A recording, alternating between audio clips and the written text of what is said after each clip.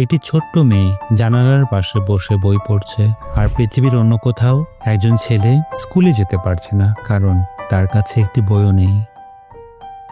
শিক্ষা একটি শব্দ, কিন্তু দুই রকম বাস্তবতা, একদিকে সুযোগ, অন্যদিকে সংগ্রাম। এই দুটো দিক নিয়েই গড়ে উঠেছে আজকের বিশ্বের শিক্ষার গল্প।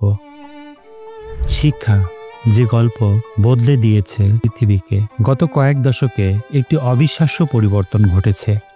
একসময় পৃথিবীর অর্ধেকের বেশি মানুষ পড়তে জানত না। আজ সে সংখ্যা কমতে কমতে ইতিহাসের সবচেয়ে নিচে এসে পৌঁছেছে। সারা বিশ্বে প্রাথমিক শিক্ষায় ভর্তি হওয়া শিশুদের সংখ্যা এখন প্রায় সর্বোচ্চ পর্যায়ে। এমনকি সবচেয়ে দরিদ্র দেশগুলোতেও লেখাপড়া আর বিলাসিতা নয়, এটি এখন ভবিষ্যতের জন্য একটি বাধ্যতামূলক প্রয়োজন। কিন্তু সমস্যাগুলি শেষ? মোটেও নয়। শিশুরা স্কুলে যাচ্ছে, কিন্তু সবাই কি শিখছে? উত্তরটা কষ্টদায়ক। না। গবেষণায় দেখা গেছে অনেক দেশে 10 বছর বয়সী শিশু পর্যন্ত সহজ একটি লেখাও বুঝে পড়তে পারে না, যেন তারা স্কুলে আছে কিন্তু শেখার ঘরটিতে তারা নেই। আর এটাকেই বলা হচ্ছে লার্নিং ক্রাইসিস, শেখার সংকট। এই সংকট আজ বিশ্বব্যাপী।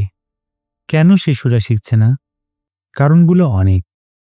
প্রশিক্ষিত শিক্ষক নেই, বই নেই, শ্রেণীকক্ষে অতিরিক্ত ছাত্র, প্রযুক্তির সুযোগ অসমান, পাঠ্য বই সময়ের সাথে মিলছে না। শিক্ষার মান যেন এক অদৃশ্য দেয়াল, সবাই দেখতে পাচ্ছে কিন্তু ভেদ করতে পারছে খুব কম সংখ্যক মানুষ। ভালো খবরটাও আছে, মানুষ হাল ছাড়েনি, গবেষণা থেমে নেই।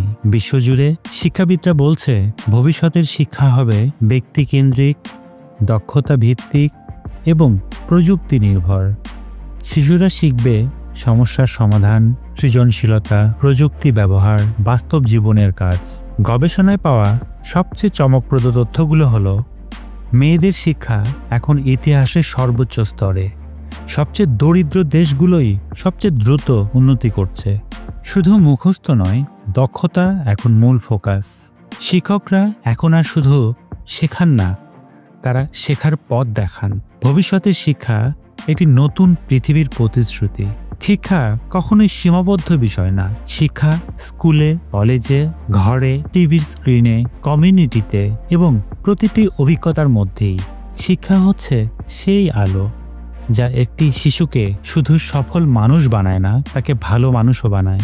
আমরা এমন একটি পৃথিবী তৈরি করতে চাই যেখানে প্রতিটি শিশুর হাতে একটি বই থাকবে, প্রতিটি ঘরে থাকবে শেখার সুযোগ, এবং সেখানে প্রতিটি স্বপ্নই সত্যি হওয়ার স্বাধীনতা পাবে। শিক্ষা শুধু ভবিষ্যৎ নয়, শিক্ষাই ভবিষ্যৎকে সৃষ্টি করে।